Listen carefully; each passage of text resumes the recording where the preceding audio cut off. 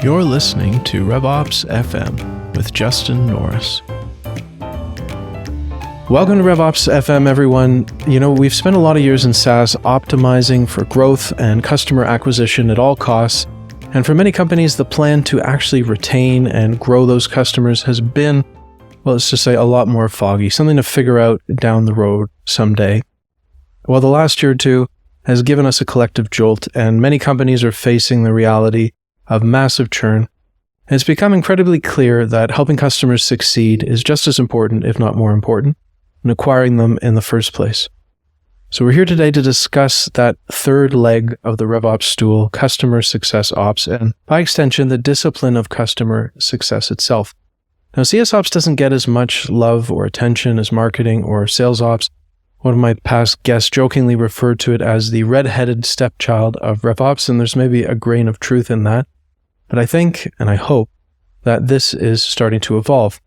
Today's guest, Stephen McBride, has spent over a decade in customer success and CS ops roles, most recently as senior manager of CS at Hubspot.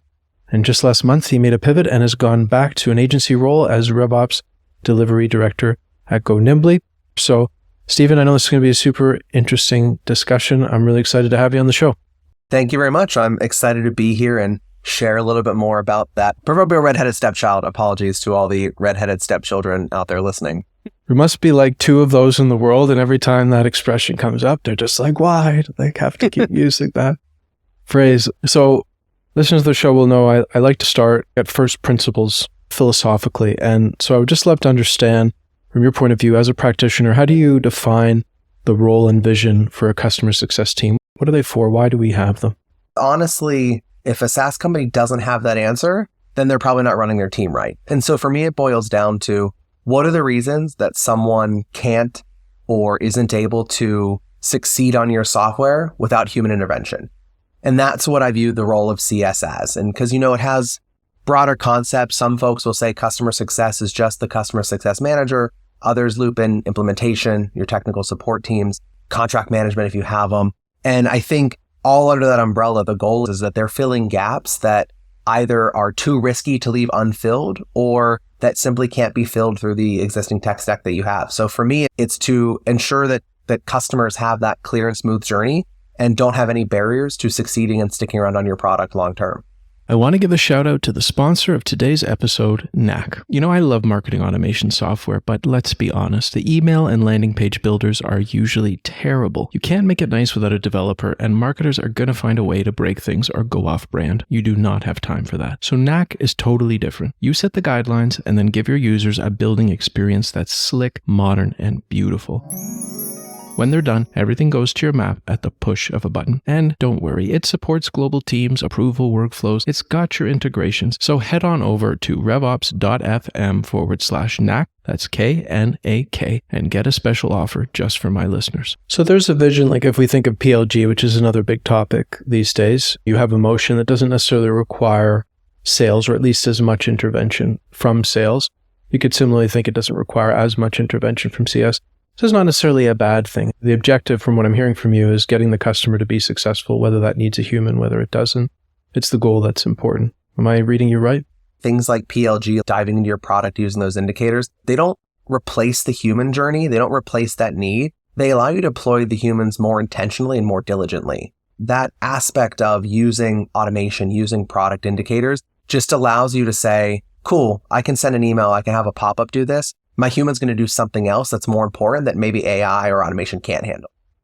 When I think about my experience as a software tool owner or as an admin, it's really all over the map. I have tools where I will never hear from a CS person outside of renewal time.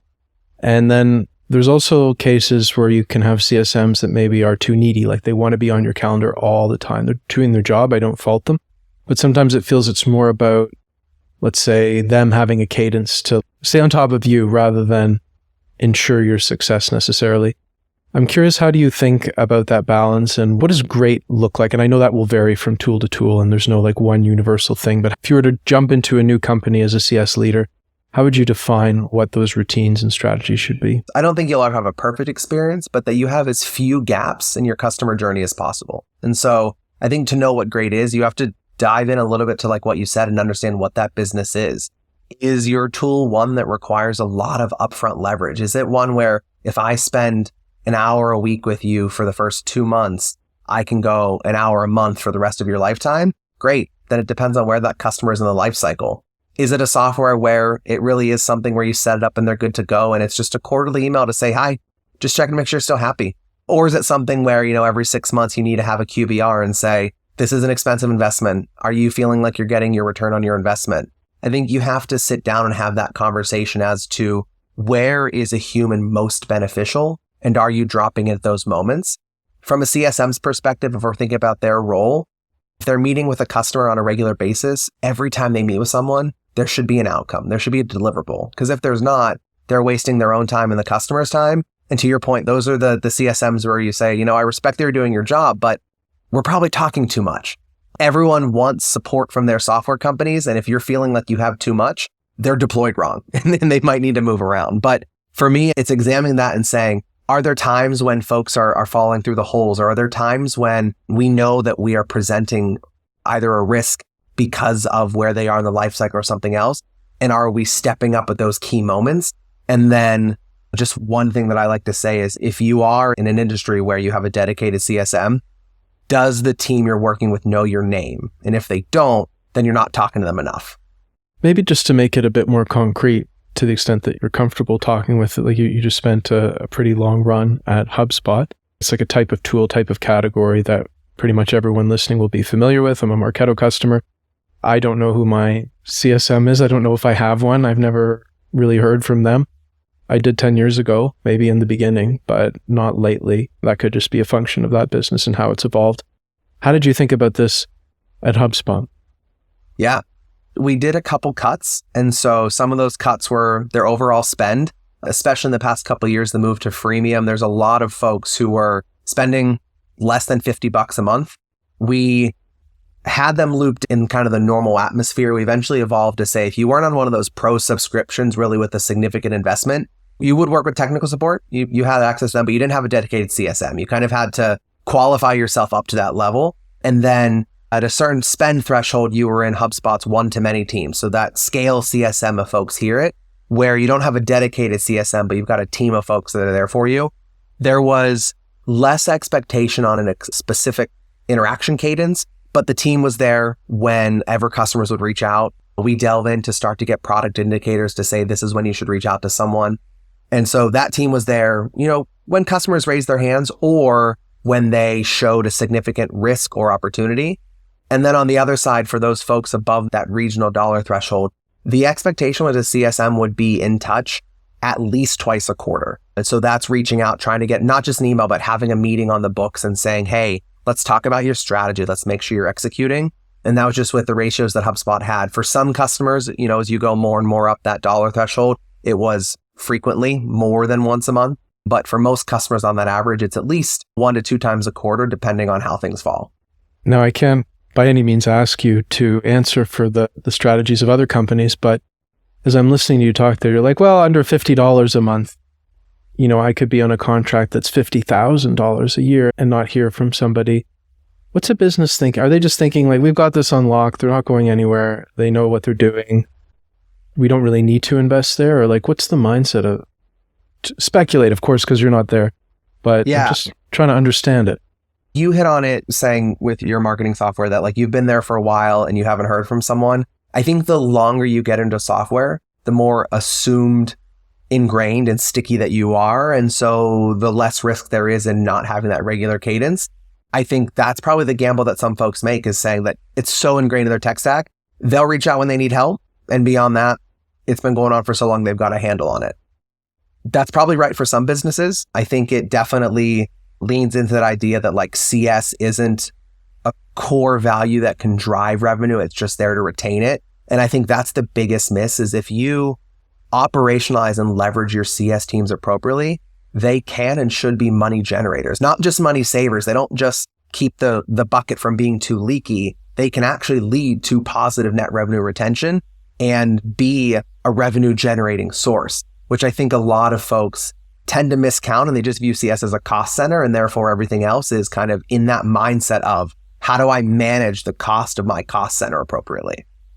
So I was going to ask that question later, but you brought it up. So let's go there. I mean, what is the mindset difference between a CS team that acts like a cost center and a CS team that is a growth driver? Is it a specific strategy? Is it a way of operating? How does it work? I think at first it's a mindset where the business has to be bought in that these folks can generate money. And so you have to have mechanisms in place that allow for a CSM to either close their own deals or pass them off to sales in a way that they get worked and are, respectfully treated and run through the full funnel. Without that, there's no sense in pretending they're anything other than a cost center because you've given them no mechanism to generate that revenue. So you have to start by being bought in and saying, okay, these folks can bring us money.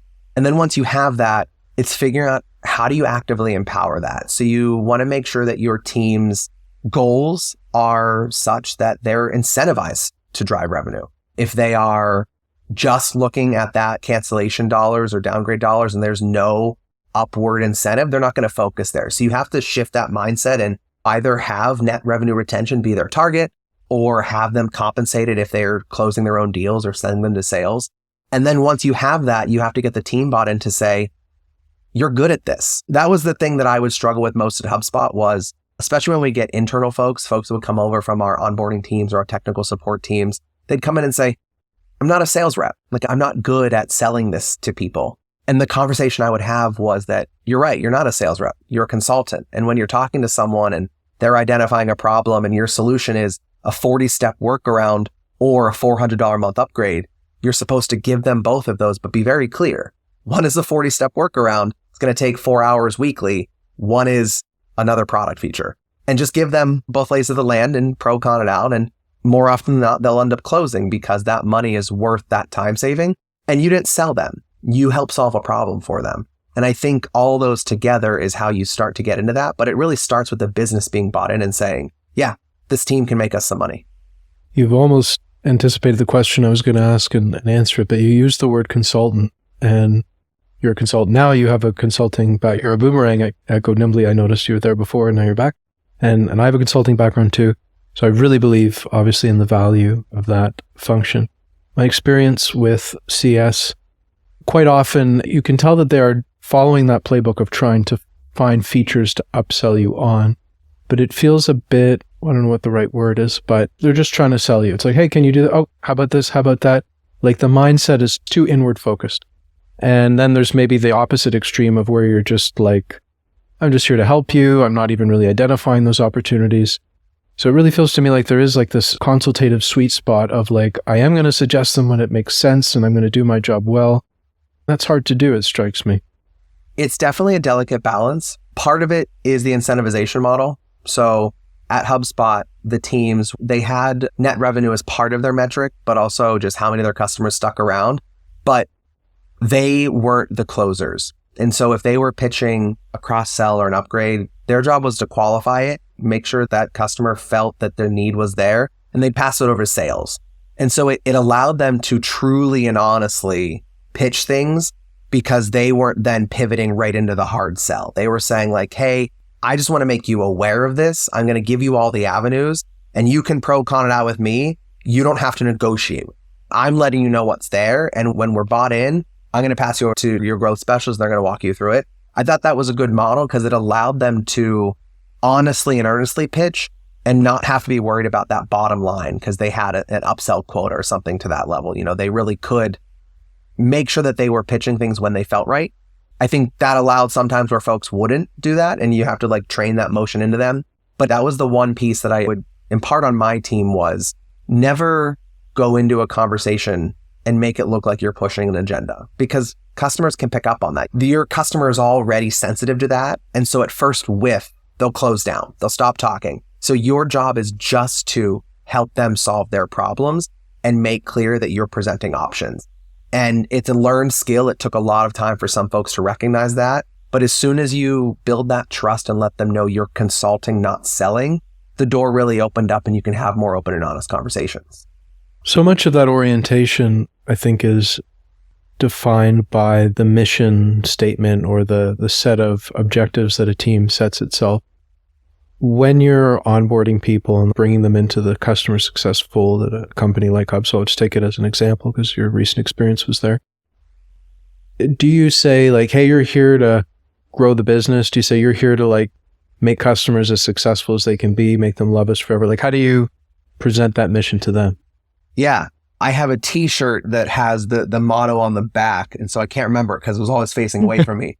It was essentially the motto that we brought folks in with was that you're there to help organizations grow better. Your job is to help them exactly that. Love the tools, see success with the tools, remove barriers. It wasn't that you're there to raise a stock price. You're there to do it. It was you are there to help organizations grow better. And that was the ethos that we tried to impress upon everyone in the success org, everyone in every org, honestly. And I think that's where you can really, if everyone's bought into that mission, it's so clear that everyone's rallying around it. But I think company agnostic, if you're training your CS teams that their job is to make the tool as lovable and easy and thus hopefully profitable as possible, that's what they're there for. And if you can get the team rallied around that goal, you can start to see that success is like a truly unified CS vision. It's a huge part of the customer experience and brand perception. I mean, that's probably the most massive, aside from the product itself, the most massive point of leverage that you as a company. It's definitely the one that folks interact with the most outside of logging in themselves. It's that post-sale, whoever's there to work with, whether it be support, whether it be implementation, their CSM, the account and billing teams. There's a huge litany of teams that go on there. It's an enormous investment. And I think when deployed correctly, that is when customers can hopefully see the benefit of that. I think that was always the one thing, not to go too deep on HubSpot there, but that we always prided ourselves on was you can call the support line and someone will pick up and you can talk to them on the phone. And that was huge. That was not something that other competitors had. And folks knew that they had made that investment because if we can make the customers more successful more easily, they'll be bought into one, the vision and the software, but also sticking it out. Maybe when things don't go as well, when they run into a bug, they've got that bit of good faith that they go, I can let this one pass. Or, I will be upset, but I don't need to threaten to churn right now. We can talk through it. If you build that goodwill, it helps keep you afloat in the tough times because everyone has crit sits. To say they don't would probably be a big lie. And you want to make sure that when those happen, folks have that bit of grace and say, this was a blip, but they've built trust enough with me, I can let this one pass. No, I think they've done a great job building that tribe. I mean, even I've been part of a different tribe for most of my career, but you can see the impact of remaining independent, not being gobbled up by a bigger fish, but really becoming a big fish in their own right. And having that consistent, both, I think, product and company vision of how they want to be, how they want to relate to customers. Have to definitely give credit where credit is due for that. I alluded in my little opening monologue about current times, economic conditions, the macro factors. And I guess there's sort of two responses that a company can take to the churn tidal wave that I think is sweeping many platforms now, or at least platforms that are not as well embedded as like your marketing automation platform or your CRM, platforms that are perceived as optional. You say, you know what, we're just going to get down to basics and CS is a luxury, is not a necessity. So we're going to, cut costs that way. Or you could say, actually, we need, we're churning because people are not seeing the value and therefore we need to invest more, even though it hurts to do that. What are you seeing out there? Are people taking a mixture of these two approaches or favoring one or the other? What I've seen and what I've heard is that they might not be cutting investment per se, but they're not doubling down on it. So they might say, we're going to scale. That's kind of, I think, the phrase that a lot of folks are using is we're going to scale. We're going to keep the team the same size, but grow by 1.5 times. And so everyone's going to have a little bit more to do, but that's how we're going to do it. And I think that's the best worst case. I think worst case is to say, we're going to cut ties and we're going to let some folks go or downsize or whatever that might be. I think I'm one who, having been in the space for so long, I just see the value that's there. I think when folks make that decision, my assumption would be that if I ask the question, what's your retention of a customer with or without a CSM, they couldn't tell you. And I think that does a disservice to the team. There should be ways that a company can A/B test and find out, what is the true value of a CSM? What are they really bringing? So they know the risk associated with it. Because it's a little tricky because right now, let's say that you do decide that you're going to let a couple CSMs go or you're not going to backfill their hire. You're not going to backfill when they eventually leave.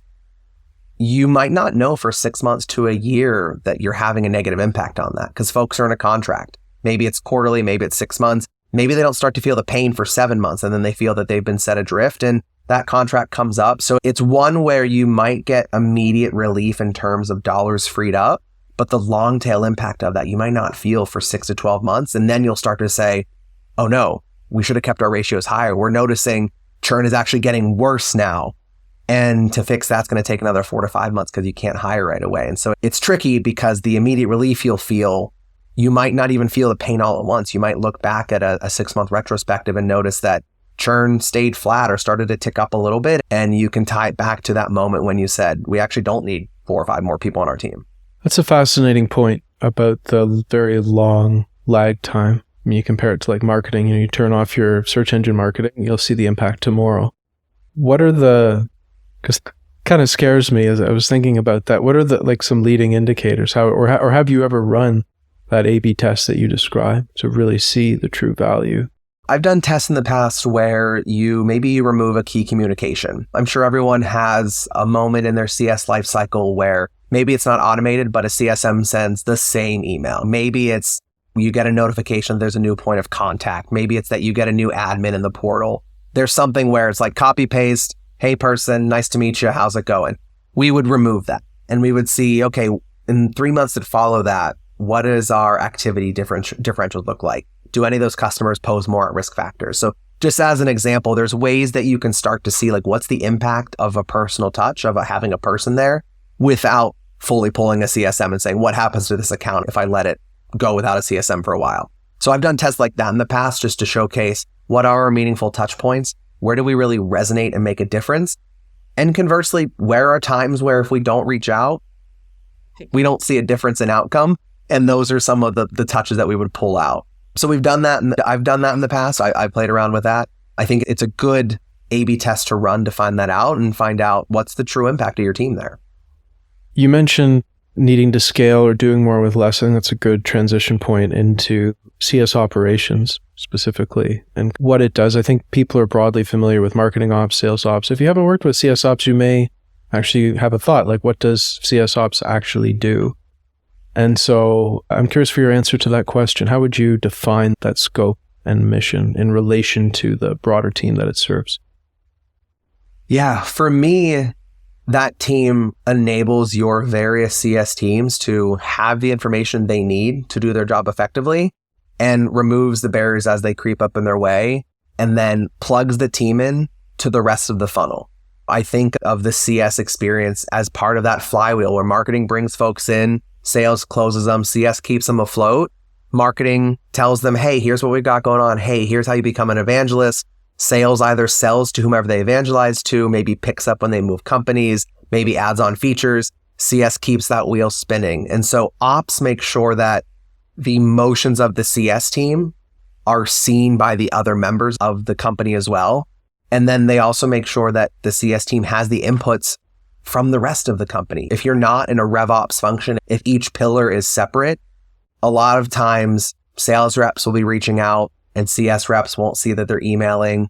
And maybe there's a support ticket filed, but a sales rep doesn't see it. And maybe there's a marketing email that went out, but it shouldn't have gone out to a risky customer, but it wasn't flagged in the right way. CS ops make sure that those teams have those insights and that they're getting pulled in as well. I think in a simplest term, that's how I look at it, is enabling that data to make sure that, as you said earlier, that third pillar is on equal and level footing with the other two. Has your experience generally been that CS Ops existed as its own functional team, like reporting into CS, or was it part of a RevOps team? What's the trend out there in the market you observed? It had been for a while that they were on their own. They would either report into CS leadership or maybe just into like finance or central operations leadership. I think in the past 3 to 4 years, as RevOps has really started to take off, it's gotten looped in where marketing and sales were getting pulled under the same VPs or chief customer officers. CS has been that as well, where CS ops is leaning in there, but it had really been on its own for a while and reporting just up through that CS infrastructure. But I think a lot of folks are starting to realize that all three need to work together in tandem. And so those operations teams need to be aligned as well. I've noticed in marketing ops that there is debate and in some cases even anxiety about a RevOps function. I think because so often, and you see this when you look at job descriptions, that RevOps has often just become synonymous for sales ops. So you say, hey, come join RevOps. It's a little bit like, the fox inviting the hen to a party. You feel like, it's just going to be subservient to sales ops essentially, rather than like a truly unified function. And so there are some marketing ops people, not that they don't want integration, but that they are worried about losing functional autonomy, or they're worried about, reporting into sales leadership that doesn't understand the value of marketing. So marketing doesn't want to lose direct control over their ops function. Are there similar concerns at all in CS, or are CS and revenue just more tightly integrated and it's less of a concern? No, I think it's still a huge concern. You hit on exactly what I was going to say, was that a lot of companies, RevOps has just become the new name for sales ops. And when you talk to folks who are like, oh yeah, I'm the head of RevOps and I run our sales force, I'm in charge of making sure that quotas are good and the sales team is there. And then they stop their job description and they said nothing about CS or marketing. And you have to ask, that's not really it though. And so that caution, I think, is always there, where especially if it's honestly the way that you phrased it kind of gets at the root of the problem, which is that RevOps usually starts by other teams joining sales operations. And it can't be that way. It has to be that you start a RevOps team. You have to bring everyone together at the same time. Maybe you move pillars, maybe there's a new VP coming in. But I think frequently what happens is it's an ex-salesperson who then goes to lead the team and they run over that. And so everyone kind of sees the way that it is. It's kind of similar to the way that in mergers and acquisitions, there's always one company acquiring, and whoever the CEO is the person who won. And frequently that's sales. And that does scare everyone else off. It's about that intentionality for companies to ask, is our RevOps just sales ops? And now we're expanding our empire to have marketing and CS, but we don't know how to run them. And therefore we'll run them with the sales lens and we'll chase them away. Or is it truly an opportunity to get alignment across the teams? I don't think it always goes well, but I think it is still the best way. If your operations teams aren't in lockstep, there will just be so many spots where you're running so inefficient that it will not net out in the long run. So you have to ask those honest questions, push through and advocate for yourself. I think unified ops teams is the way. But to your point, to the entire premise of this question, it has to be done intentionally to make sure that it is truly revenue operations. Everyone is an equal third of the pillars. Big thanks goes out to UserGems for sponsoring today's episode. We all know that outbound is tough. You dial and you email and you get the door slammed in your face by people who don't know who you are. Now imagine a world where you're reaching people who know your product, love your product, and are actually happy to hear from you. UserGems makes that a reality. They identify your customers and champions who change jobs and automatically push new contacts into your CRM so your team can follow up. Their outreach playbooks make it dead simple to get started, and their team is amazing. If you're not reaching out to customer job changers, you're missing opportunities. Head on over to revops.fm/usergems for a special offer just for my listeners. I totally agree with you, and it is just interesting to see how rarely that is actually the case, at least based on I like to read job descriptions as a way of kind of keeping tabs on what's happening in the market. And so many RevOps job descriptions that just don't even mention the other functions, or maybe they'll mention CS and not marketing. So I guess you could say that's better or worse, that they're just excluding it completely.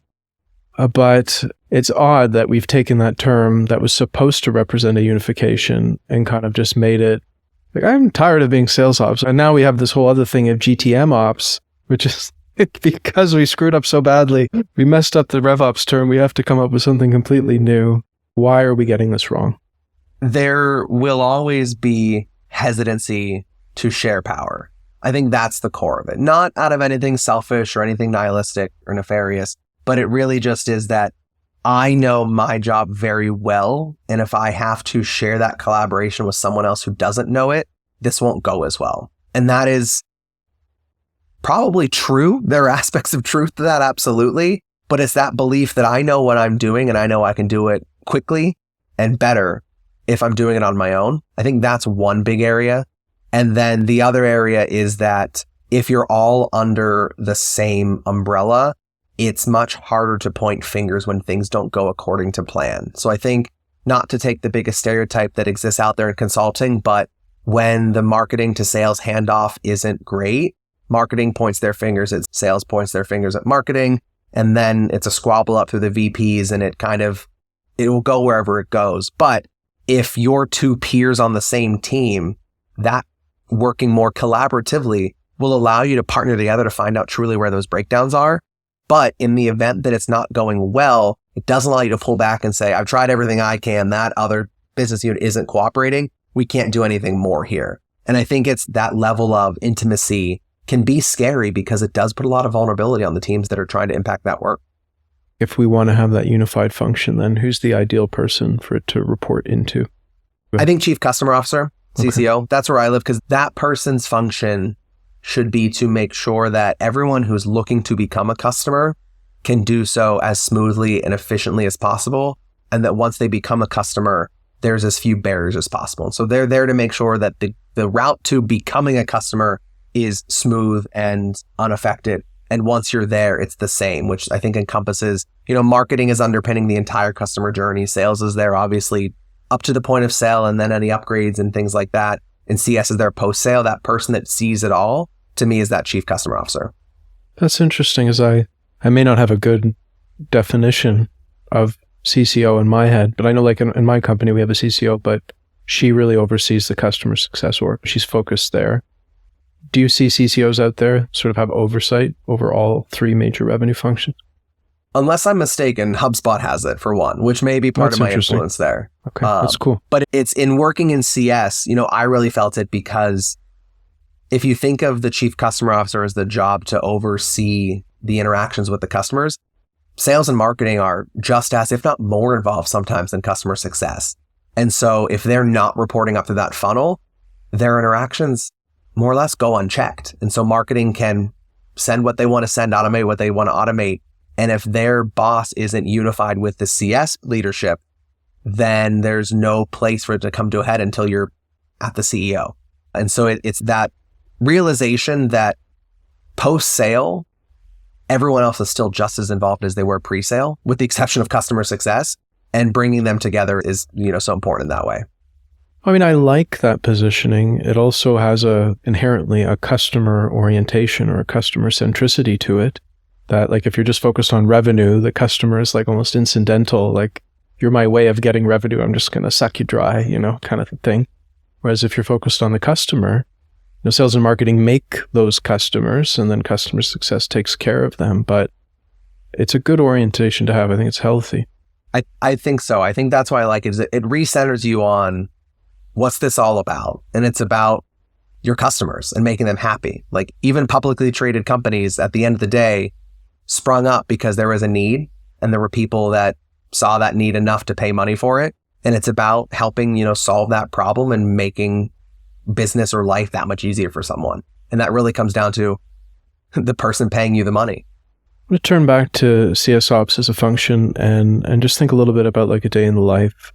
On the marketing side, it's very tool-centric discipline still. I would say we probably spend at least, if we look at marketing ops teams globally, different team members have different roles, but we probably spend at least 50% of the time on tooling, administering the stack.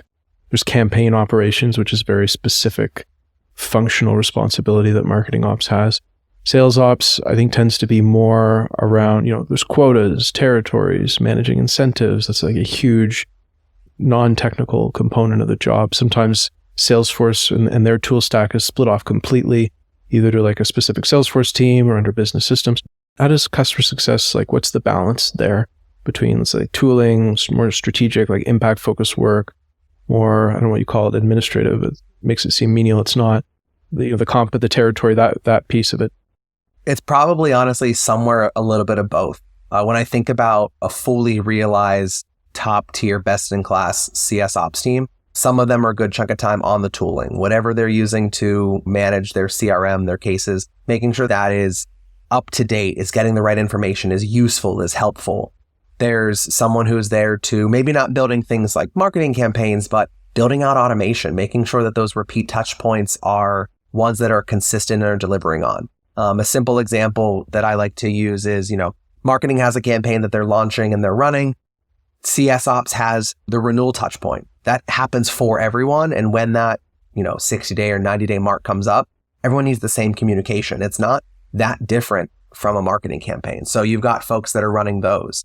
And then you have folks who are sitting along and watching how the reps do their day to day and taking that back to the systems team and saying, these processes aren't working. They're absolutely ignoring this part of what we've told them to do. Customers aren't responding to this outreach in this way. And so it's a mix of that, being customer facing, having those money. There's still quotas. There might be territories, maybe not as advanced because there's less prospecting, but there's that aspect of book of business management. Like that all exists. And so it really marries together marketing and sales, as long as you're buying into that idea that you can have automation, you can have marketing-esque touch points that are reaching out there. I think the ideal CS ops team is focusing on all of the above. How do you term that role, or what's the name for that role that sits alongside the team, watches how they're doing work, like optimizes product? Do you call that like an analyst, or how would you call that? Business process analyst or just business analyst. Usually something in that term is what I've seen, what I've worked with in the past and have been in the past at that.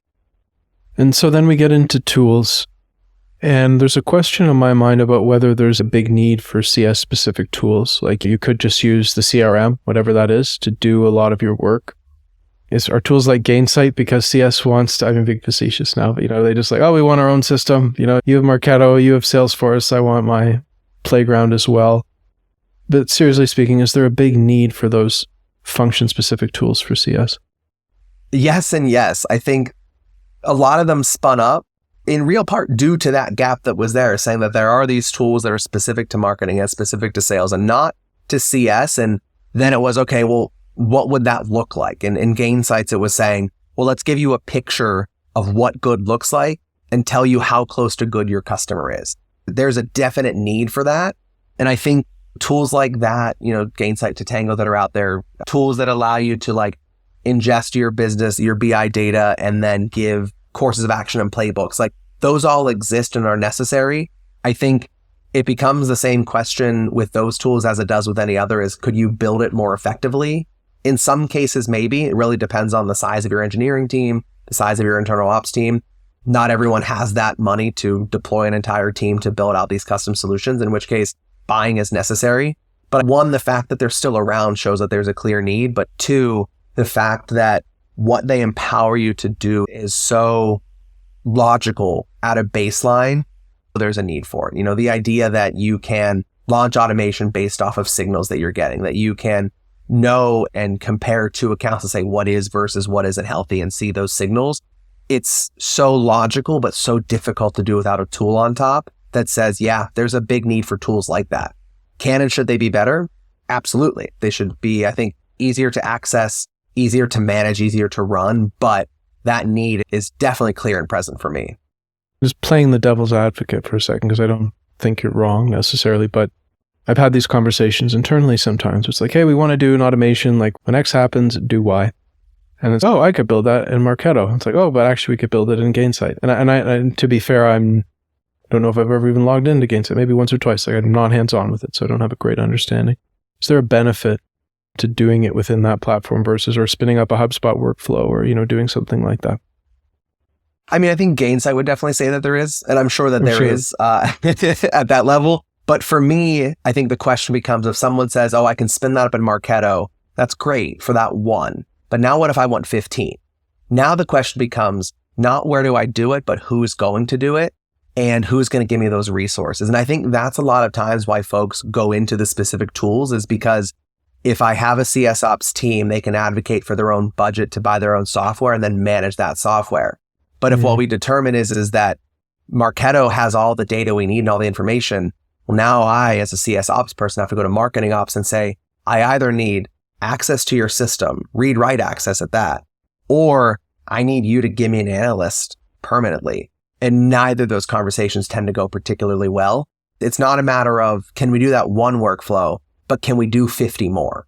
And that's when you have to decide, how are we willing to change? Because something has to change. Either we get a software that does it, or we give a team access to a tool that is going to give your VP of marketing a little bit of some caution there. And which one are we willing to acquiesce on? It's interesting is the way that you just described that, which is completely realistic to me. Like I feel like I've seen those situations play out during my career. It raises the question of to what extent are these different tools performing truly functionally specific use cases better, and how much of it is just people not being able to play nicely in the sandbox, having difficulties with power sharing, like you mentioned. Like, Yeah. if we were just okay letting CS ops into Marketo, could we avoid another tool? I'm sure Gainsight and Tatango and all the rest of them are doing things that Marketo can't do, but it's an interesting question. It should challenge everyone to ask the question, what are we buying this for? And if you're buying a solution where the first 25% is done by different software you already have, you probably shouldn't buy it. But if you're intrigued at that software because it does that, and you want to use the next 50% of the features, well, now we're talking here. I think as Gong as an example of this, where Gong is a really powerful tool and it records calls, absolutely, but it does so much more with AI, and it can plug back into Salesforce and it can tie your systems together. My assumption is that a lot of companies aren't taking the value in that exact way, and perhaps just recording your calls, in HubSpot would be just as effective. So you want to make sure that whatever you're buying for, you're getting that first feature that got you in the door and said, cool, this is nice. But now you want to make sure you're taking advantage of the software and not just paying for a name, but you're paying for the features. When I was consulting on software, I would talk to someone and say, here's your 2 tiers of software. This tier that's more expensive is what you're on. Here's the features you only get with this tier.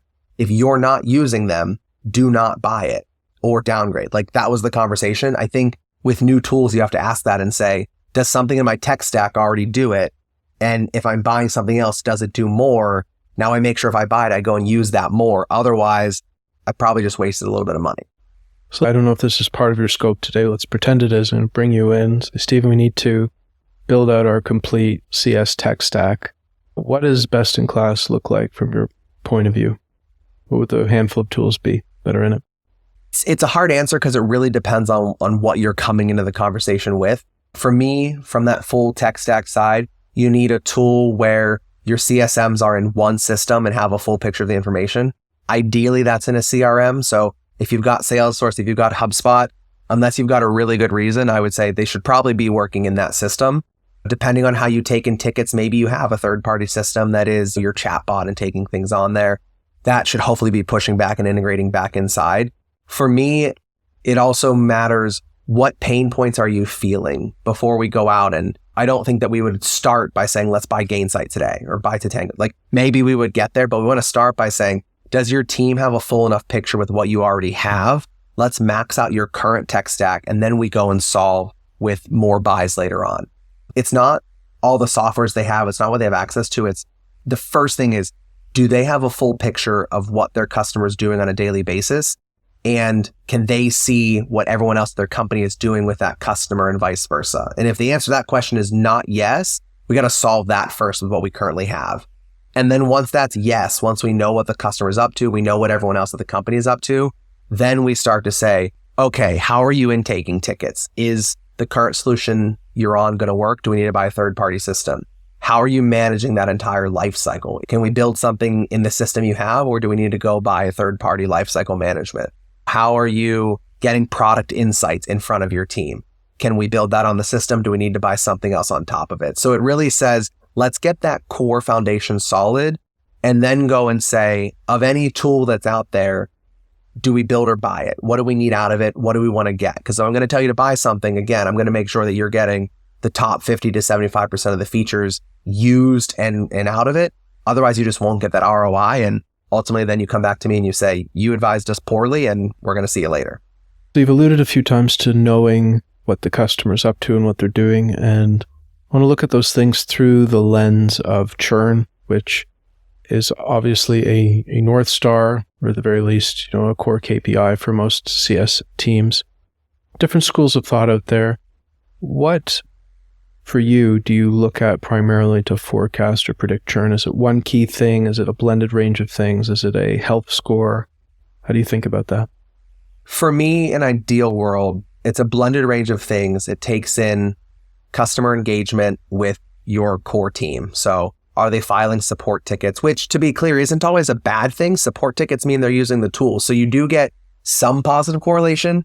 A lot of support tickets, not so great. That means we're having trouble there. But are they contacting support? Are they reaching out and engaging with the CS team? Have we had emails and calls where not just that a CS rep has emailed them, but have they clicked on a link? Have they booked a call? And then on the other side, assuming you have access to product data, you want to see, are they logging in? Are they logging in enough? Comparatively, I think you know how much folks should be using your tool in order to be seeing success. Are they doing that? Are they taking advantage if you have a tiered system? If they're on a higher tier, are they taking advantage of those higher payment features? Or are they sticking to the lower downgraded free set of things? And so you want to start to build that picture both. How present are they with you and then the humans at your company? How present are they within the tool itself? And then if you have other avenues, if you have certifications, if you have a community, if you have other places, how active are they outside of those avenues? And really looking to see where are they appearing? And then you want to measure both. If they're there, that's a good thing. But if they were there and they disappear, that's a bad thing. And if they were never there to begin with, that's also potentially a bad thing as well. But you start to measure those all together and put something of an aggregate health score together.